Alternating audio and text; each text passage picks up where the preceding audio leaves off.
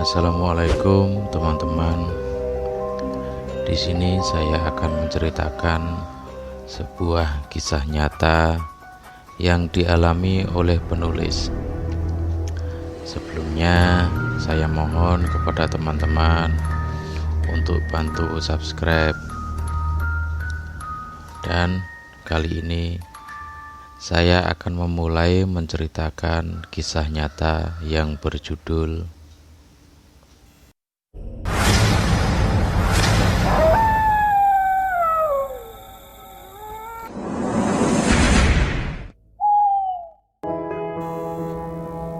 Hujan gerimis yang mengguyur sedari sore tadi membuat suasana hening. Hanya suara air yang berjatuhan di tanah terdengar begitu riuh.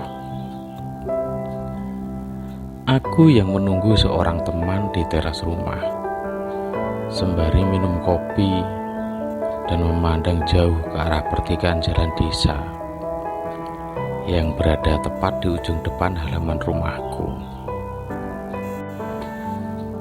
Setengah jam kemudian, akhirnya temanku Jupri tiba juga. Dengan masih mengenakan jas hujan, dia mengucapkan salam. Aku pun menjawab salam serta mempersilahkan masuk. "Duduk sini, Pri," ucapku seraya masuk ke dalam untuk membuatkan wedang jahe sebagai penghangat tubuh. Sembari minum wedang jahe, aku membuka obrolan soal keranda mayat di desanya yang pernah menjadi perbincangan orang-orang beberapa tahun silam. "Gimana, Pri? Cerita soal keranda yang selalu minta diisi setiap 7 hari." Keranda itu dulunya adalah keranda sumbangan dari seseorang di desa lain yang memang ada salah satu keluarganya dimakamkan di makam desaku. Jupri memulai menceritakan kejadian tersebut. Awalnya biasa saja, seperti keranda yang lain. Benda itu ditaruh di lokasi makam yang sudah dibuatkan bangunan di pinggir pintu masuk area makam itu.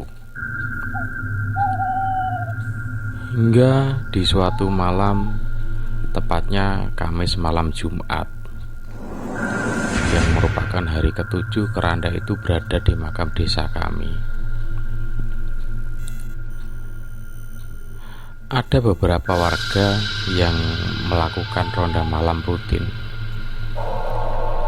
melihat kalau keranda itu bisa terbang sendiri mengelilingi pinggiran desa. Mereka mengira kalau ada yang mencuri keranda itu karena suasana malam agak gelap. Jadi warga yang ronda malam menyalakan lampu senter ke arah keranda itu. Alangkah kagetnya ketika mereka tahu bahwa keranda itu terbang sendiri tanpa ada yang membawa. Seketika warga tersebut lari berhamburan. Ada yang langsung pulang ke rumah, dan ada juga yang menuju rumahnya Pak Lurah. Salah satunya bernama Warjo. Ia melaporkan kejadian malam itu. "Pak Lurah, ada keranda bisa jalan sendiri di sebelah sawah pinggir desa," ucap Warjo dengan gemetar dan wajah ketakutan. "Yang benar kamu, Jo," Pak Lurah menanggapinya. Setelah kesaksian yang diberikan Warjo dan yang lain, Pak Lurah mengajak beberapa warga yang ada di sekitar rumahnya. Aku pun berada di situ malam itu. Kami menuju tempat kejadian, namun tidak ditemukan keranda itu. Lalu kami menuju ke makam desa untuk mengecek keberadaan keranda itu. Ternyata keranda itu pun tidak ada di tempatnya. Dengan merasa keheranan, semua warga yang ikut dalam rombongan Pak Lurah menyusuri desa dan sekitarnya untuk mencari keberadaan keranda itu. Setelah berjalan menyusuri jalan kampung, keranda itu ditemukan berada di depan pintu rumah Pak Pangat.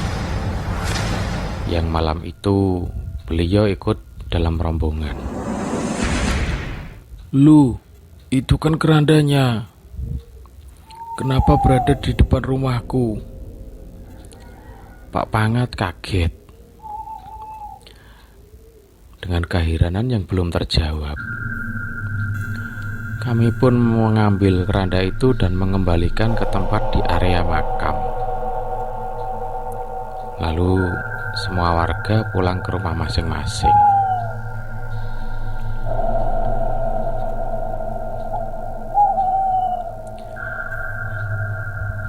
Pagi menjelang, aku pun berniat berangkat ke sawah. Baru beberapa langkah keluar dari rumah, terdengar suara pengumuman dari masjid bahwa Pak Pangat pagi itu meninggal dunia. Aku pun kaget, pasalnya semalam beliau masih ada dalam keadaan sehat. Aku mengurungkan niatku untuk pergi ke sawah. Lalu kemudian aku menuju ke rumah Pak Pangat untuk bertakziah. Setelah tiba, aku duduk bersebelahan dengan Rudi, tetangga Pak Pangat, yang rumahnya hanya berjarak 4 meter saja. Informasi yang aku dapatkan dari Rudi, sekitar jam 1 malam ada suara keras, seperti suara dobrakan. Sesuatu yang mendobrak pintu rumah Pak Pangat.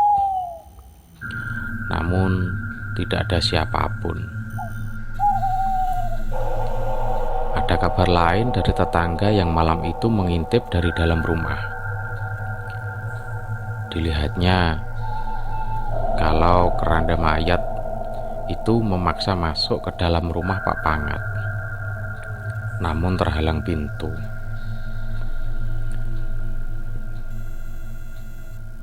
Selang 7 hari meninggalnya Pak Pangat, muncul lagi kejadian serupa dengan ciri-ciri yang sama dan terjadi selalu di malam Jumat. Hingga kejadian itu berlanjut untuk yang ketiga kalinya. Aku serta warga desa yang lain segera mencari tahu misteri keranda mayat itu. Kami terbagi menjadi 2 kelompok. Kelompok 1 melakukan patroli keliling kampung, dan kelompok 2, yaitu kelompokku, bersembunyi agak jauh dari area makam untuk mengawasi keranda itu. Ketika tepat jam 1 malam, tiba-tiba dengan anehnya keranda mayat itu keluar sendiri dari bangunan penyimpanan keranda di samping pintu masuk area makam.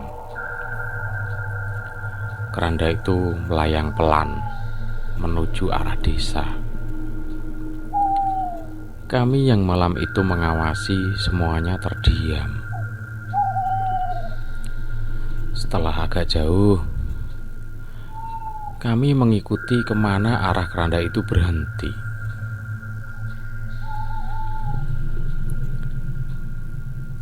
Setelah beberapa waktu, keranda itu mengitari desa. Kemudian keranda itu menuju sebuah rumah yang berada di tengah desa dan berhenti tepat di depan rumah Pak Yadi, yang beliau adalah warga desa yang dikenal memiliki kelebihan dalam ilmu agama dan kanuragan. Setelah keranda itu mendekati pintu, Pak Yadi dengan cepatnya keluar rumah dan menendang keranda itu hingga terbalik. Dengan rasa khawatir di pikiran kami, lalu kami pun serentak mendekati Pak Yadi yang malam itu sedang membaca ayat kursi dengan tetap waspada kalau seandainya keranda itu mendekat lagi. Setelah beberapa menit kemudian, keranda itu terbang dengan cepatnya dan lenyap entah kemana. Kami semua warga yang berkumpul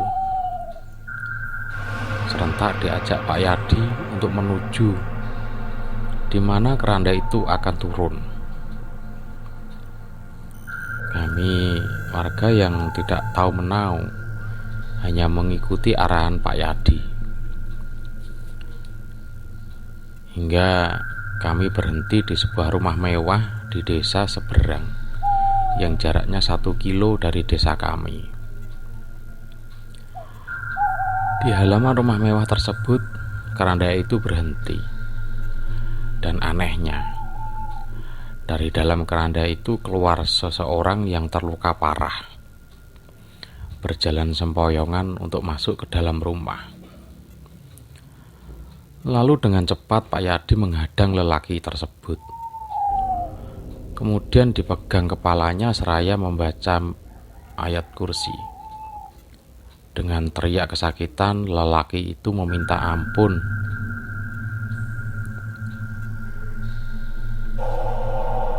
Setelah semuanya selesai, lelaki itu dibawa ke rumah Pak Lurah di desa kami, yang ternyata lelaki itu adalah orang yang menyumbangkan keranda mayat tersebut, namun dengan tujuan mencari korban untuk melakukan ritual ilmu hitam.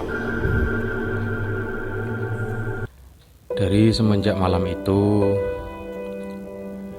desa kami kembali aman dan sudah tidak terdengar lagi kabar lelaki tersebut, karena beberapa hari kemudian rumahnya dibongkar paksa oleh warga desanya.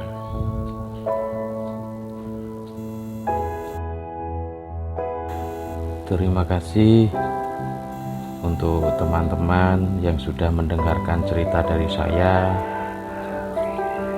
Dan kembali saya ingatkan, jangan lupa tekan tombol subscribe. Sampai jumpa di kisah selanjutnya.